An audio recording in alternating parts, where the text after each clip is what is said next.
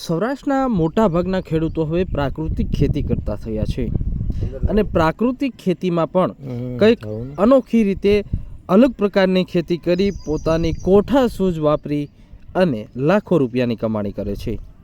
આજે વાત કરવી છે ગીર સોમનાથ જિલ્લાના ઉના તાલુકાના નાના એવા એક ગામના ખેડૂતની। હા, મારું ગામ પસવાળા, તાલુકો ઉના। મારું નામ કનુભાઈ રામભાઈ લેવા। કનુભાઈએ તુરિયાની ખેતી કરી છે અને આજે તુરિયામાંથી સારું એવું ઉત્પાદન મેળવી રહ્યા છે। આશરે ઉત્પાદનમાં એવું છે સાહેબ કે જો વાતાવરણને લક્ષ્યને આ વસ્તુ બનતી હોય કે માનો કે વનનું વાતાવરણ ફૂલ ગરમી હતી તો આજથી આપણે માનો કે વૈશાખ મહિનામાં આની અમે ચોફણી થતી હોય। ચોફણી કરી પહેલું દેશી ખાતર ભરતા હોય અને દેશી ખાતર ભર્યા પછી ખેડ કરી અને પછી ડ્રીપ ઉપર આનું તુરિયાનું બિયારણનું સોફાણ અમે કરતા હોઈએ અને પછીની જે વરસાદની ઋતુ આવે એ પછીનું આનું વહેલાનું ફાયરિંગ એકદમ પૂરેપૂરું આપણે આવતું હોય। અને બીજું પ્લસ કે એક આ બગીચો છે તો બગીચાની અંદર કે કલમની કોઈ આવરણમાં આપણે ઘટ પડતી હોય તો આપણા એક ટૂંકી ખેતીમાં આપણું ઉત્પાદન લઈ અને આપણું ઘર પોષણ હકાવતા હોઈએ કે કારણ કે ખેતી બાબતમાં એવું છે કે અત્યારે જમીન કોઈ પાસે હામટી હોતી નથી। ટૂંકી જમીન હોય તો આપણે મગજની બુદ્ધિને પૂછી અને આપણે કેમ આગળ જવું તો એ આપણે એક મનને પૂછવું પડે। કનુભાઈ પ્રાકૃતિક ખેતી કરે છે। પ્રાકૃતિક ખેતીમાં આંબાની બાગાયત પાકની વચ્ચે આ પ્રાકૃતિક ખેતી પદ્ધતિનો ઉપયોગ કરી પોતાનું કોઠા સૂઝ વાપરી અને આજે 2 ફૂટથી વધુ લંબાઈના તુરિયાનું ઉત્પાદન મેળવી રહ્યા છે।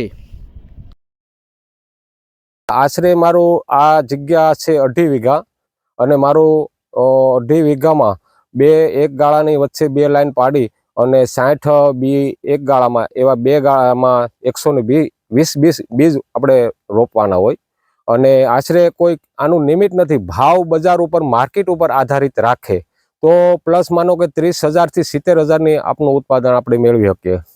કેટલા મહિનાનો પાક રહે? આ પાક છે મિનિમમ 3 મહિના 3.5 મહિનાનો પાક।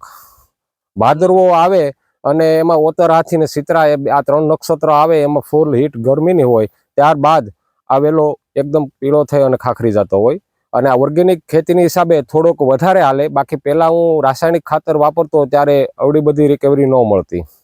ઓર્ગેનિકમાં તમે શું નાખો છો અમને જાળવણી કરો? ઓર્ગેનિકમાં મેં મારી બુદ્ધિથી એક વસ્તુ બનાવી કે 12-15 ની સાઈઝ ઉપરનો આરસીસી નીચે કરી અને કુંડો બનાવેલો છે। એમાં એકલું ગીર ગાયનું દેશી ગાયનું 3 ટેલર ખાતર નાખેલું છે।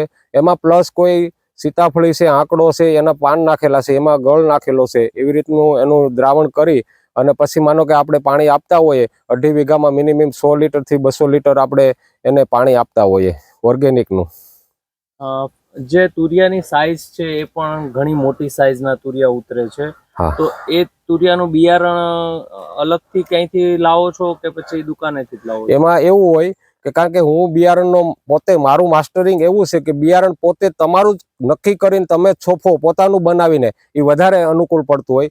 બિયારણ બધા સર્ટિફાઈડ છે પણ લોકો અત્યારે બહુ માન્યતા બિયારણમાં આપતા નથી પૈસાના લોભે, એટલે પોતાનું આપણું સીડ કરી અને પોતે જ બનાવીએ તો જેથી કરીને કોઈના ઉપર ભરોસો ના મૂકવો। બજાર તમને ક્યાં મળી રહી છે આમની? બજાર તો અમારું શું છે કે નાનું એવું નેટ છે એટલે આપણે અમારું વધારે તો ઉના અને કોડીનાર અને વધીને પછી વધારે માલ હોય તો જાફરાબાદ છે, રાજુલા છે, એવા માર્કેટ યાર્ડમાં આપણે મોકલતા હોય। તો મારું તુરિયાનું એવું વર્કિંગ છે કે મારો માલ જ એવો છે કે ડિમાન્ડથી હાલતો હોય। દીવ ઘોઘલામાં વધારે હાલે। દીવ ઘોઘલા આપણું તુરિયાને બહુ માન આપેલું છે અને ઓર્ડર ઉપર મારા તુરિયા વધારે દીવ ઘોઘલા જ વધારે હાલતો હોય અને મારું મિનિમમ 30 થી 50 રૂપિયાનું કિલો 1 કેજી મારો વજનનો ભાવ અંદાજિત થાય છે। જાળવણીનો ખર્ચ કેટલો થાય છે? જાળવણીના ખર્ચમાં સાહેબ મારું એવું માનવું છે કે આને કોઈ નિમિત્ત નથી। પોતાનો પાવર ખેડૂતનો હોય અને તમે જેટલું મથામણ કરો અને પોતે જેટલી માવજત કરે એટલું ઉત્પાદન મળે છે, એ 100%ની વાત છે, બરોબર। બાકી જો માણસ ઉપર કરાવવા આ વસ્તુ કરવા માંગતા હોય જે લોકો, એના માટેનું આ કામ જ નથી। બાકી શોકમાં બેહવું, બજારે રખડવું એ ખહુરિયાનું કામ નથી। બાકી તો આમાં એકદમ નિષ્ઠાપૂર્વક ખેડૂત એવો હોય કે પોતાને કંઈક કરવું તો આજ આ દુનિયામાં એ આગળ વધી શકે એવું મારું માનવું છે। પરિચય? આપનો પરિચયમાં ગામ અમારું પસવાળા, નામ લેવા વનરાજભાઈ કનુભાઈ લેવા।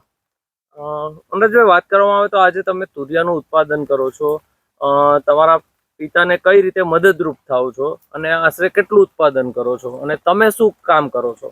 આપણે કામમાં તો પેલા મેળો બનાવવાનો હોય, શેડ કરવાની હોય, ખાતર નાખવાનું હોય, એવું બધું કામ કરીએ અને યાર હેલ્પ કરીએ.